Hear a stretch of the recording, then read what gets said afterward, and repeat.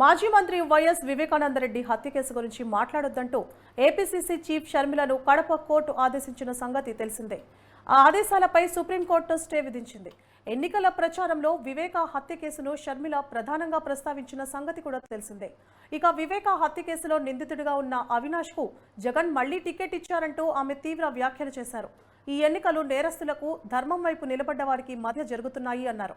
ఈ నేపథ్యంలో వివేక హత్య కేసు గురించి మాట్లాడకుండా షర్మిలకు ఆదేశాలు జారీ చేయాలంటూ వైసీపీ జిల్లా అధ్యక్షుడు కడప కోర్టులో పిటిషన్ దాఖలు చేశారు. ఈ పిటిషన్ను విచారించిన కడప కోర్టు వివేక హత్య కేసు గురించి మాట్లాడొద్దని ఏప్రిల్ 16న ఆదేశాలు జారీ చేసింది.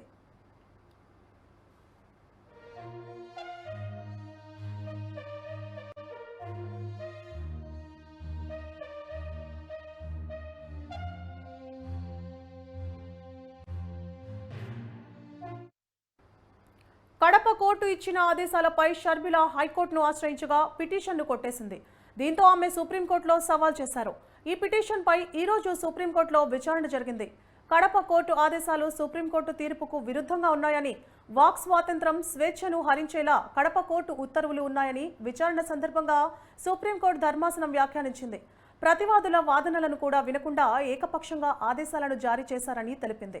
కడప కోర్టు ఆదేశాలపై స్టే విధిస్తున్నామని, తదుపరి విచారణను వేసవి సెలవుల తర్వాత చేపడతామని చెప్పింది. ప్రతివాదులందరికీ నోటీసులు జారీ చేసింది.